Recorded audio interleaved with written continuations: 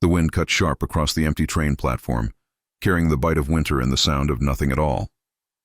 Anna Hargrove woke with a start, her cheek pressed against the hard wooden bench. For a moment she didn't understand why everything was so still. Then her eyes followed a fading red glow disappearing down the dark tracks. The last train was already gone. Her breath hitched in her chest. She sat up too fast, the world swaying around her. The funeral notice for her sister was still crumpled in her fist. She had held it the entire journey. 3 days at May's bedside, watching her sister's chest rise and fall more shallowly by the hour, had stripped Anna to bone and soul. She hadn't slept, not really. Just sat there, whispering prayers she wasn't sure God was listening to. When the train stopped here for 10 minutes, she thought she'd rest her eyes. Just a moment. But grief had its own weight. And exhaustion is a thief. And now she was alone. The station stretched around her. Little more than a platform, an unmanned ticket booth, and a water pump already beginning to freeze. No lights, no shelter. Nothing but the incoming cold and the vast quiet of the mountain valley. The next train wouldn't come for 4 days. 50 miles to the nearest town, any town. And the storm clouds above were already knitting themselves together in bruised purples and iron grays. The first flakes of snow drifted down like ash. She closed her eyes. She would not cry. She had done enough of that beside May's bed. The world had already taken so much. It would not take her dignity, too. Hoofbeats broke the silence. A horse and rider materialized from the falling dusk, moving with steady confidence down the snowy approach. The man sat tall in the saddle. Weathered coat, broad shoulders, hat pulled low. He looked like the land itself had carved him. Hard lines, wind-worn, sun-scored. A pack horse followed behind, burdened with supplies. He slowed when he saw her, didn't call out, didn't move closer right away, just watched her with the careful stillness of a man who'd learned how to read a situation before stepping into it. "The train won't be back tonight," he finally said, voice low, even. "Next one's in a few days, if the line don't freeze over first." Anna held her chin high. "I know." His eyes flicked to her coat, thin for the season. To her bag, light. To her hands, shaking from more than the cold. "You headed somewhere important?" he asked. "My sister's," she said softly. "Or, I was." Her voice threatened to crack, so she closed her mouth before it could. Snow began to fall heavier now, settling in her hair and on her lashes. The cowboy studied her a moment longer. His gaze wasn't prying, just understanding. The kind a man gives when he's carried his own ghosts. "That storm's coming fast," he said. "Ain't safe to stay out here. I'm riding toward Ridgeline. You can come with me." Anna did not ask his name, and he did not ask hers. Sometimes names made things too real, too complicated. Trust was simpler than that, or maybe more mysterious. But she felt no fear, not of him. Only of the cold and the night creeping close. She tried to stand, but her knees buckled. Before she could fall, he was off his horse in one smooth movement, one strong hand steadying her elbow. And then, unexpectedly, gently, he drew her into a short, firm embrace. Not romantic, not claiming, just human warmth, real solid warmth. The first she had felt in days. "You're safe now," he murmured. The words cracked something open inside her. She nodded, unable to speak. He pulled away, wrapping a thick wool blanket around her shoulders, worn but clean, smelling of campfire and cedar. Then he lifted her onto his horse, settling behind her, steady and protective. They rode into the deepening night, snow swirling like a veil around them, and though she did not know his name, Anna felt, for the first time since her world had fallen apart, that maybe she wasn't entirely alone in it. The horse moved steadily through the snow, hooves muffled in the gathering drifts. The world was little more than white and shadow now, mountains rising as dark shapes against a dim sky.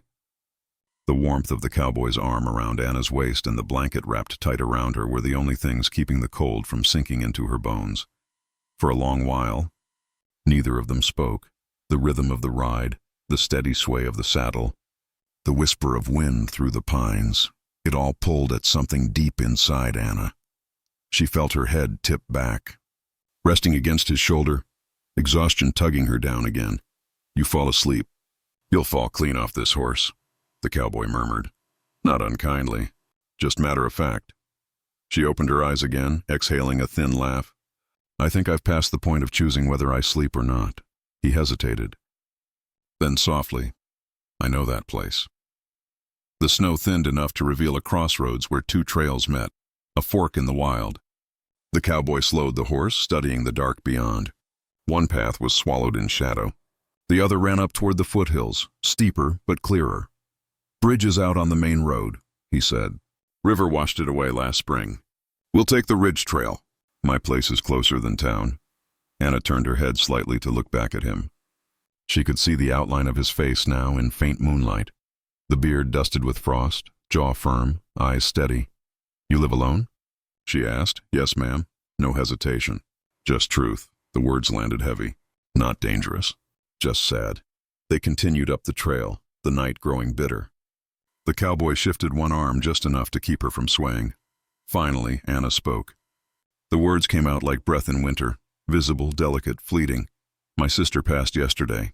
Consumption. She swallowed, staring at the snowflakes melting on her gloves. I sat with her for 3 days. I kept thinking if I stayed awake, if I kept talking to her, she might not leave. The cowboy didn't rush to answer. He let silence hold the weight for a while. I'm sorry, he said, voice low, roughened by something old and familiar. Watching someone go like that changes you. Anna blinked, surprised he understood so precisely. You've lost someone, she said quietly. He didn't answer for a long time. The only sound was the creak of leather, the wind pressing against their backs. My wife, he said finally, and my boy. 5 years ago, he didn't give details. Didn't need to. Grief recognized itself without explanation. Anna felt his arm tighten around her, not to pull her close, but to steady them both. The trail grew steeper. Snow deepened around the horse's legs.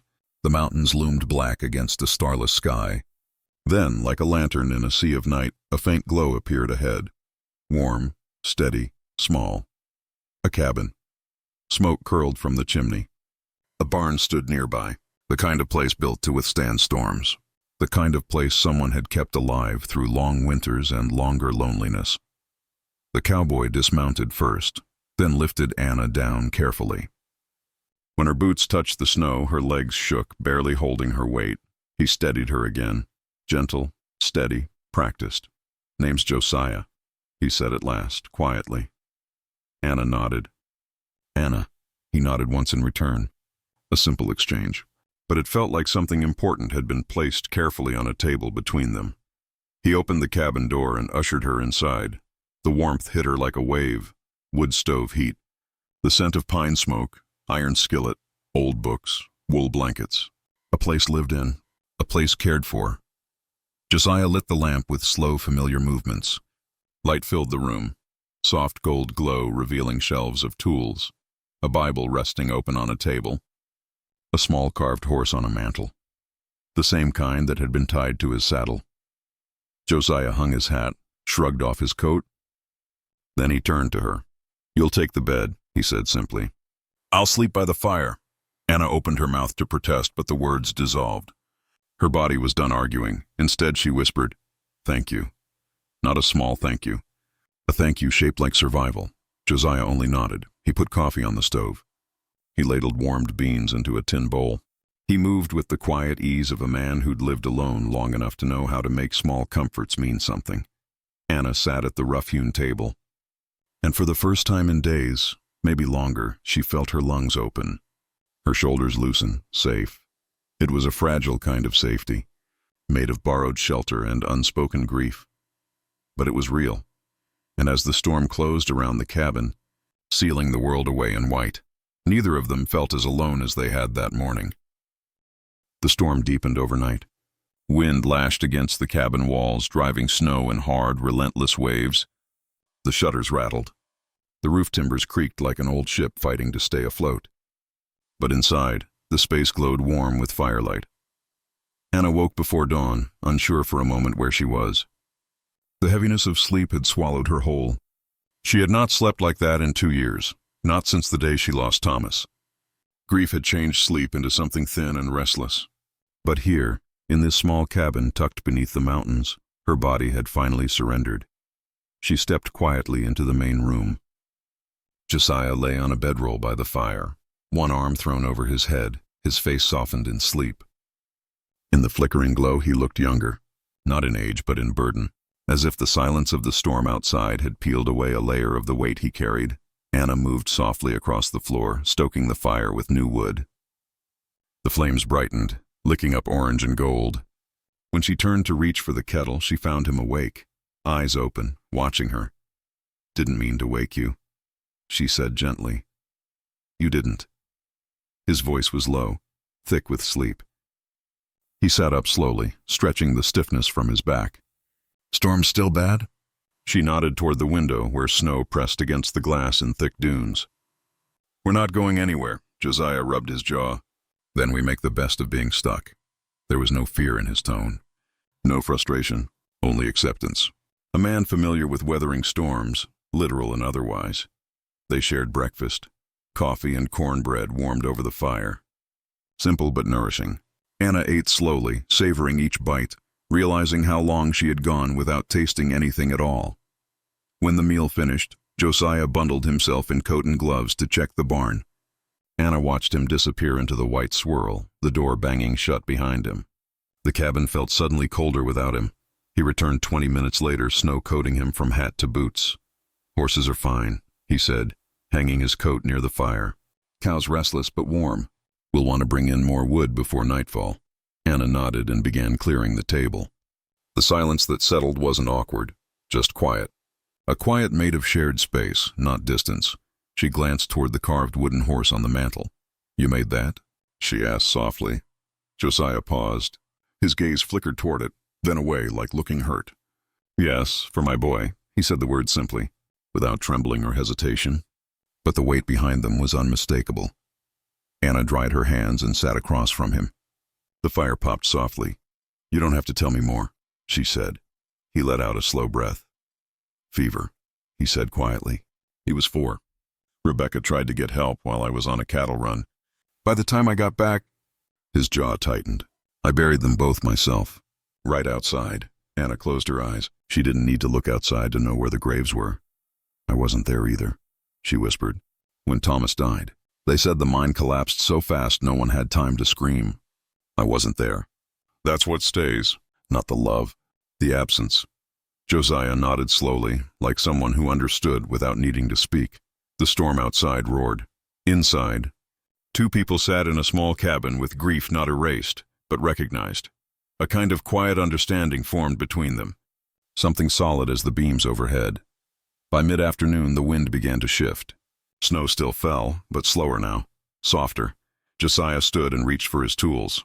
"Storm's easing. We can patch that shutter before it tears loose." Anna bundled herself in the wool blanket and followed him outside. The cold bit deep, sharp and immediate. Together they braced the shutter and hammered it back into place, working with numb fingers and laughter that rose unexpectedly, not joy exactly, but release. When they stumbled back inside, soaked and shivering, Anna burst into laughter. Not polite laughter, real helpless laughter. The kind that comes from sheer exhaustion and relief at being alive. Josiah stared at her, baffled for a moment. Then he laughed too. A rusty, unused sound that broke open something in him like thawing ice. Their laughter filled the cabin, reaching the rafters, the shutters, the storm outside. For the first time in years, the grief didn't drown them. It made room. That evening, they sat by the fire. Anna mended a shirt with small, precise stitches. Josiah carved from a piece of pine, shavings curling at his feet. "What are you making?" she asked. He held it out. "A bird, simple, wings spread as if caught mid-flight. For your sister," he said. "So she flies somewhere warm." Anna's throat tightened. She closed her fingers around the little carving. "Thank you," she whispered. She didn't mean just for the bird. He didn't ask her to explain. Outside, the storm drifted onward. Inside, 2 lives long frozen by loss began, very quietly, to thaw. By the 3rd morning, the storm had quieted into a hush so deep the world seemed to be holding its breath. Snow lay heavy on the land, soft, bright, and untouched. When Anna rose, the cabin was filled with pale winter light. Josiah was already awake, sitting near the fire, boots laced, coat on, hat in his hands. He glanced up when he heard her. "Morning," he said. "Morning," she answered, her voice soft, still threaded with sleep. He hesitated, as if considering his words before speaking. "There's something I need to do today. You don't have to come, but you can, if you want to." Anna didn't ask what. She already knew. They stepped outside together. The air was sharp, cutting, but clean. The world felt still, pure, as if the storm had swept away all the noise and left only truth behind. Josiah walked ahead, boots sinking into the snow with slow, steady steps. Anna followed him through the yard, through the small gate she hadn't noticed before, to a clearing at the edge of the pines. 2 wooden crosses stood there, simple, weathered, lovingly carved. Rebecca Brennan, Samuel Brennan, a wife, a son. Josiah removed his hat. Snow settled in his dark hair. He didn't speak, not at first, but his breath came unevenly, shoulders tense with old sorrow. Anna stood beside him, close enough for warmth but not touching. Not until he swayed. Then she stepped forward, slipped her gloved hand into his. He didn't pull away. "We used to come out here every Sunday," he said, voice barely above a whisper. Rebecca would talk to him like he could hear her. "I used to think she was foolish." His eyes closed. Now I understand she was holding on to the part of him that hadn't gone yet. Anna squeezed his hand, not to comfort, but to acknowledge. She knew that tug of war, that ache that sits just under the ribs, that guilt that never asked permission before settling in. "You loved them," she said, "and you still do. That's why it hurts." Josiah swallowed hard. "I wasn't here when they died," he murmured. "I was 3 towns over, hauling cattle. I didn't know they were sick. Didn't know anything." Anna looked at him, not pitying, not judging, just seeing him. "You couldn't have known," she said. "I should have been here," he said, his voice breaking. "A husband should be there. A father should be there." Anna stepped closer and turned toward him, forcing his eyes to meet hers. "And a sister should save her sister," she said. "A wife should stop a mine from collapsing. A daughter should cure consumption." Her voice shook, not with weakness, but truth. "But we're human, not God." His breath hitched. They stood there in the snow, between 2 graves, the cold biting their faces and the sunlight making the world too bright to hide in, and for the first time since they'd met, neither of them was holding themselves together. They didn't cling, didn't collapse. They simply stood, hand in hand, letting grief speak its piece. When they finally turned back toward the cabin, something inside both of them had shifted, subtle but unmistakably real. Not healed, but open. The next morning, the sky cleared entirely, and the world sparkled like glass.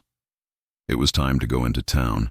Anna felt it the moment they entered Ridgeline, eyes following them, conversations pausing, whispers blooming like weeds. The 2 of them together, arriving from the mountains after 4 days of a storm, said more to these people than any spoken confession. The general store door shut behind them, bell jangling sharply. Anna felt the stairs like needles on the back of her neck. She kept her head high, gathering candles, flour, and a wreath woven from dried pine, something to lay at May's grave. But before she could pay, a voice sliced across the room. 4 days alone with a man not your husband. Mrs. Adelaide Finch, banker's wife, keeper of everyone else's sins but her own. Anna turned. Mrs. Finch stood with her arms crossed, lips pinched, chin held like a knife. "What will people think?" she asked, loud enough for the entire store to hear. Josiah moved forward, instinctive, protective, but Anna lifted one hand, stopping him. Her voice was calm, steady. "I think," Anna said, "they will think I survived a blizzard, and that I am alive today because someone cared more about decency than gossip." A few murmurs broke through, some approving, some sharp, some uncertain. Mrs. Finch stepped closer, eyes gleaming. "We have a word for women like you." Anna did not flinch. "Yes," she said. "It's survivor." Silence, thick, heavy, real. Josiah's jaw tightened, not in anger, but in awe. They left the store together, shoulders squared against the cold and against the town's staring eyes, but neither of them walked alone. The cold followed them out of the store, but the weight in the air had shifted. Not lighter, just clearer. Anna could feel it. So could Josiah. The town had drawn its lines. Some folks watched them with suspicion, others with quiet sympathy, but everybody was watching. They walked side by side down the boardwalk, neither speaking. The snow crunched under their boots.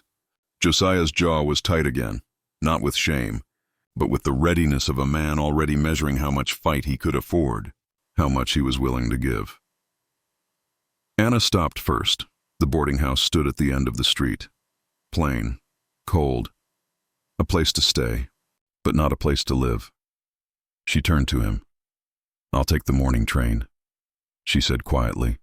Josiah froze, not visibly, but something in him went still. Like the air before lightning. "You don't have to," he said. She offered him a small, sad smile. "Yes, I do. You know how towns like this work. You've lived it longer than I have." He looked away, jaw tightening again. The town, his reputation, his life here, the place where his wife and son were buried, the neighbors who had helped him through the worst of it, the men who counted on him at Roundup, the women who brought food after the funeral. This was his world, and Anna would not tear it apart. "I won't ruin your standing," she said softly. "You gave me shelter. You gave me kindness. You don't owe me the rest of your life to pay for that." He looked back at her. His eyes were not hard now, just tired and older. "I'm not worried about my standing," he said. She shook her head gently. "Josiah, this town is the only home you have left." He swallowed. "Once. Hard. And what if you're the first home I've had in 5 years?" Anna's breath caught, but she forced herself to step back, because love, real love, was not about claiming something. It was about not harming it. "Goodbye, Josiah," she whispered. She held out his blanket. He looked at it, at her hands, at the soft folds of wool that had wrapped around her in the snow. He pushed it back toward her. "No, keep it," he said, "so you remember someone stopped, when you needed someone to stop." Her lips trembled. But she didn't cry. Anna walked up the boarding house steps. Josiah didn't call after her. He just stood there in the falling snow, watching her go. That night neither of them slept. Anna lay in a narrow room with wallpaper peeling at the corners. The wool blanket rested at the foot of her bed. She stared at it in the lamplight, at the memory of warmth in a blizzard, of laughter in a storm, of hands held beside graves. She realized something with slow, numbing clarity. She had left the first place. She'd felt alive since Thomas died, not because she didn't want it, but because she was afraid of wanting it, afraid of losing it, afraid of being the reason someone else was talked about in lowered voices and pointed glances, afraid of love. She sat up. The blanket fell across her lap. "What am I doing?" She whispered into the empty room, her hands clenched around the wool, pulling it to her chest, breathing in the scent of pine smoke and cold air and something unnameable but deeply familiar. May's voice came back to her, clear as the day she'd said it. "Annie, you gonna let other people tell you who to love?" Anna stood. 5 miles away, Josiah sat in front of his fire, staring into the flames. Rebecca's Bible rested open on the table. He wasn't reading it, just touching it, remembering the sound of her laugh, the warmth of her hand, the weight of their son asleep against his chest. Then came the memory of Anna sitting at his table, head bowed over her coffee. Her laughter, unexpected and breathtaking after the shutter tore loose, her hand in his at the graves, her voice in the snow. You couldn't have known. His chest tightened. Not with grief this time, with fear. He had let her go because he was afraid of loving again. Rebecca's voice came back to him, not memory, not words, but the feeling of her. "I didn't love you so you could die with me, Josiah. I loved you so you'd know how to live." He stood. Morning came cold and sharp. The sky was clear. Anna walked toward the train station. Josiah saddled his horse. They moved down 2 different paths toward the same bend in the trail, without knowing it, and there, where the snow hung in the branches like lace, they saw each other. Both stopped. Neither spoke at first. Then Anna said, breathless, "I wasn't going to hide." Josiah nodded. "I wasn't going to let fear make the choice." A smile broke across her face, small, bright, Real. Then, she said, let's go tell them. Josiah reached out his hand, and Anna took it. Not because she was rescued, but because she chose to stay. They rode into Ridgeline side by side in the thin winter sunlight. Sunday morning. Church bells were ringing, echoing across the valley. The townsfolk were just stepping out into the cold, bundled in coats and collars and the sharp rustle of judgment. Children scattered in the snow while adults clustered in small knots of conversation that died the moment Anna and Josiah appeared. They didn't hurry. Didn't try to slip in unnoticed. If you're going to change your life, do it in daylight. Josiah dismounted first and helped Anna down. When her boots touched the packed snow, the yard fell into a hush so complete it swallowed sound. Mrs. Adelaide Finch stood at the front of the crowd, spine rigid, lips already tightening to strike. She wasn't the only one ready to pounce. Half the congregation stood with hands folded, jaws set, preparing to decide what kind of woman Anna Hargrove would be allowed to be. Josiah didn't wait. "Folks," he said, voice strong enough to carry beyond the steps and across the yard, "I know there have been things said." Murmurs rippled like a wake. Josiah rested his hand lightly on the small of Anna's back. Not claiming, not dramatic, just steady. When the storm hit, he continued, Anna was stranded alone. I brought her to my ranch because I wasn't about to let another person freeze. Mrs. Finch stepped forward, chin high. "And 4 nights under your roof. I offered her my bed," Josiah said, eyes locked on the crowd. "Not her. I slept on the floor. And if you think I would dishonor my wife's memory or this woman's dignity, then you never knew me at all." Silence. No one moved. Josiah's voice softened. But somehow it carried even more. "For 5 years, I've been trying to live with one foot in the grave. I thought grief was loyalty. I thought I had to choose between remembering my family and being part of this world."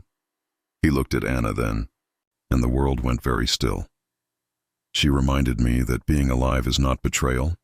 Anna's breath trembled, but her chin stayed lifted. Josiah turned back to the crowd. "So hear me plain. I'm asking her to stay. I'm asking her to build a life here, with me. If you have judgment to give it to me first." Mrs. Finch's voice sliced through the cold. "You shame your wife's memory." That was when old Harlan Combs stepped forward. Broad-shouldered, blunt and nobody's fool. "No," he said, voice like gravel and oak. "He honors her by not dying with her." A few heads nodded. The schoolteacher stepped forward next. "I saw the snow that week. And the cold. She'd be dead if he hadn't stopped." The blacksmith raised a calloused hand. "Don't know about propriety, but I know when a man is standing where he needs to stand." The pastor didn't speak, but he didn't condemn them either. "And sometimes silence is permission." Mrs. Finch opened her mouth again, but her husband put a hand on her arm. Firm, final. She swallowed her fury and stepped back. The judgment evaporated, not all at once, but enough. Anna let out a slow breath she didn't know she'd been holding. Josiah reached for her hand, not asking, just offering. She took it, and the town, one person at a time, began to breathe again. They didn't linger in the square. Judgment had passed. A kind of quiet acceptance settled in its wake, a fragile truce, but real enough to stand on. Josiah saddled the horses again. The sun had dipped behind clouds and the cold deepened, but there was something new warming the air between them. When they rode back toward the ranch, the trail didn't feel lonely. It felt like a beginning. They arrived at the cabin in the late afternoon. Smoke still stained the air from the stove. Snow lay deep against the fence line. The world was quiet in that deep winter way, but not empty. Inside, Anna removed her gloves and folded them on the table. Josiah hung his coat by the door. For a long moment, neither spoke, not because there was uncertainty, but because the moment didn't need words to make it real. Finally, Anna broke the silence with a soft smile. "So, what now?" Josiah let out something that might have been half laugh, half sigh. "Now," he said, "we stay warm, and we take each day as it comes." She crossed the room to him. This time when he touched her cheek, there was no hesitation, no guilt. No ghosts crowding the space between them.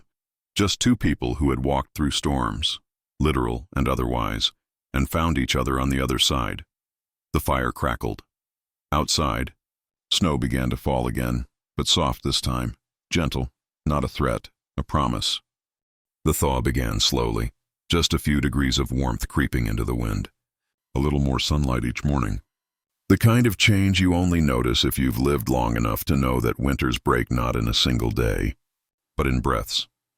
Anna noticed first. She stepped outside one morning and found that the snow on the porch rail had slumped, a soft collapse that meant the freeze was loosening its grip. The air still held winter's bite, but it no longer threatened, it only reminded. She stood there, her hands wrapped around a tin cup of coffee Josiah had brewed before she woke, and she breathed deeply. The cold stung her lungs, but it felt like living, not surviving. Behind her, she heard boots on wood. Josiah stepped out onto the porch, sleeves rolled to his forearms despite the chill. He leaned beside her, not touching, just near enough that warmth passed between them. "Storm's done with us," he said quietly. "Yes," Anna murmured. "I think it is." They spent the next days repairing what winter had tried to take. The barn roof needed patching. The fence line needed clearing. The cabin roof had held strong, but now it deserved care, not desperation, and they worked together, not in dramatic gestures, but in small, steady ones. Anna holding a ladder while Josiah hammered beams. Josiah splitting logs while Anna stacked them neat. Shared meals, shared silences, shared breaths. Not romance, not yet, but something deeper. One evening, as the sun dipped behind the pines, Anna found Josiah sitting on the porch steps whittling again. Not a bird this time, something smaller, rounder. When she approached, he almost hit it out of habit, then stopped himself and set the carving in her hands. A tiny wooden rose, carved from a scrap of cedar, delicate petals shaped with a patience that spoke of hours spent thinking of her. "Rebecca planted roses by the porch," Josiah said, voice low. "They were the first thing to bloom when winter broke. I always thought the world was telling me something when they came back." Anna traced the small wooden petals with her thumb. "And what is the world telling you now?" He didn't look at her. He didn't need to. "That spring comes again," he said, "if you let it." Anna swallowed hard. "Josiah," she began, a tremor of fear and hope tangled together. He lifted his gaze then, and she saw no ghosts in his eyes, only memory and peace beside it. "You don't have to answer anything yet," he said gently. "We don't have to name this today. Just stay, that's all I ask. Stay while the world thaws. We'll see what grows." That was more tender than any declaration could have been. Anna nodded, her breath unsteady. "I can do that." When the snow finally pulled back from the fields, revealing brown earth ready to be worked again, she began a garden. She found maize seed packets. In the bottom of her carpet bag, tiny envelopes, labeled in her sister's looping script. Sage, beans, early, blossom tomatoes, sunflowers. May had believed in growing things, even when the world seemed determined to waste them. Anna knelt in the thawed mud and pressed the seeds into the earth with careful fingers. Josiah worked the fence line nearby, but didn't speak. He didn't need to. He was close, and that was enough. After a while, Anna realized she was humming. It startled her. She hadn't made music, not even under her breath, since before Thomas died. Josiah didn't turn, but she saw his shoulders ease. He heard it too. The town began to come around as spring crept in. Old Harlan stopped by with spare fence nails. The schoolteacher brought sugar and a recipe for honey biscuits. The blacksmith asked Josiah's help breaking a skittish mare. Each visit came with awkward apologies, not spoken aloud but baked into warm bread and shared. Tools and quiet nods. Forgiveness. Didn't require speeches, only new actions, but not everyone. Softened, Mrs. Finch still watched from across the churchyard, mouth sharp as a carving knife, but even her disapproval seemed smaller now, as though the storm had taken some of her power. 2. Some winters break more than weather. One day, as evening settled purple over the ridge, Josiah found Anna sitting on the porch steps, the wooden rose cupped in her hands. She didn't speak right away. He sat beside her, heart steady waiting. Finally, she said softly, "I think I'm ready to live." Josiah didn't move, didn't take her hand, didn't rush her. He just let the words settle, and when she leaned her head against his shoulder, he let out a slow, quiet breath, one he had been holding for 5 years. They didn't kiss, not yet, but their hands found each other on the porch steps as twilight deepened. Two broken hearts, beating forward, together. Spring unfolded slowly across the high country, like a blanket being drawn back from a sleeping world. Snow melted from the roof drip by drip. The creek behind the cabin cracked open and began to run again, faint at first, then bright and laughing. Wildflowers, blue, yellow, soft violet, poked up along the fence line. The cold didn't go away, but it retreated, step by step, until warmth could finally breathe. Anna's garden sprouted in small, hopeful patches. Green shoots and tender stems pushing up through dark earth. She knelt beside the rows each morning, brushing soil away like touching something sacred. Josiah watched from the porch sometimes, leaning against the rail, cup of coffee in hand. Not hovering, not claiming, just there, a steady presence, solid as the mountains themselves. The townspeople had begun visiting more often. Sometimes under the guise of neighborly concern, sometimes genuinely. But the shape of how they saw Anna had changed. She wasn't the woman who stayed alone with a man in a storm. She was the woman restoring her sister's home. The woman planting a new garden. The woman who stood beside a good man who had suffered enough for one lifetime. Healing has a way of traveling, quietly, like thaw. One afternoon, the pastor came riding up the trail. Josiah stiffened, old habits of bracing for judgment. But the pastor removed his hat before he even reached the porch. "Miss Hargrove," he said gently. "Mr. Brennan," he cleared his throat. "This isn't church business, or town business, just a man speaking to neighbors." Anna stepped forward, chin steady. "I was wrong," the pastor said simply. "About you. About what I assumed. About what I let others believe without question." His voice caught. "Grief can make cowards of us. So can pride." Anna let out a slow breath. "Thank you," she said softly. Josiah nodded once. Not an embrace, not forgiveness, but acknowledgement. The beginning of peace. The pastor didn't ask anything of them. Just tied a paper-wrapped parcel to the rail before riding back, a loaf of fresh bread and a jar of honey. Warm. Simple. Human. Sometimes redemption doesn't come in speeches. It comes in bread. The seasons kept turning. By early summer, the ranch was alive with sound. Hammering, sawing, the laughter of neighbors helping raise a new addition on the cabin. Not charity, community. Anna baked biscuits and stew to feed those who came to help. Josiah worked alongside them, sleeves rolled up, hair damp with sweat, but smiling more easily now. Light sat differently in his eyes. Not like a burden, but like something shared. The wild roses bloomed along the porch rail. White blossoms, delicate, fragrant. Rebecca's roses. Anna didn't replace them, she tended them. One morning, she clipped 3 stems and set them in a jar by the window, right next to the carved bird and the wooden rose. Past. Love didn't need to vanish to make space for new. Love grief had not been erased. It had been balanced, carried together, instead of alone. The day the wildflowers filled the entire meadow, Josiah asked her, not with grand speeches or crowds or formality. Just the two of them on the porch in the long evening light, the world glowing gold and quiet around them. He didn't kneel. He didn't need to. He simply reached into his pocket and held her hand, rough fingers tracing hers. "Anna," he said softly, "I don't need promises about forever. Or about perfect. I just want to build the rest of my life with you. However long we're blessed to have." Anna set her hand against his chest, feeling his heartbeat, strong, steady. "Present. I want that too," she whispered. He exhaled a breath that sounded like the end of a long winter. They married 2 weeks later, under the cottonwoods by the creek. Just a handful of neighbors. The pastor, voice a little shaky. No lace, no finery. Just truth spoken aloud in the open air. 2 hands joined. 2 hearts choosing forward instead of back. Evenings became their favorite time. The porch creaked softly under their rocking chairs. Fireflies drifted in the tall grass. The mountains were dark blue against the last of the sky. Anna would lean her head on Josiah's shoulder, and he would wrap his arm around her waist, and they would sit without needing to speak, because peace has its own language. One evening, as they watched the sun melt behind the ridge, Anna said quietly, "If I hadn't missed that train." Josiah smiled, low and warm. Then God or chance or luck would have sent another storm. One way or another, we were meant to find each other. Anna laughed softly and leaned closer.